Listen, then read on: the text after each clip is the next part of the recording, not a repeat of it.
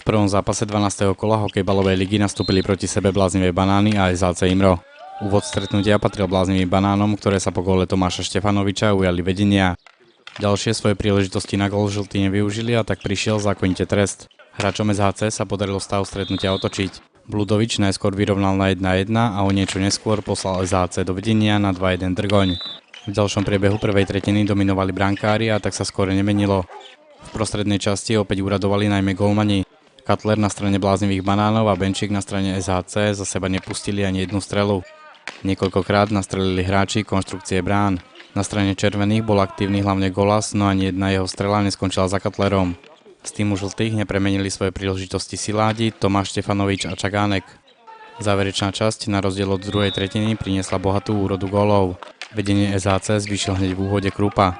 Žltí dokázali odpovedať Tomášom Štefanovičom, no v zápätí inkasovali z hokejky Drgoňa. Stav 4-2 z pohľadu SHC dlho nevydržal a po góloch Bludoviča a Jankulára viedli červení už 6-2. SHC Imro si už vedenie ustrážilo.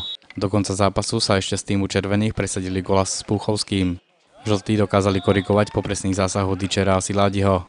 Bláznivé Banány nakoniec podľahli SHC Imro 4-8.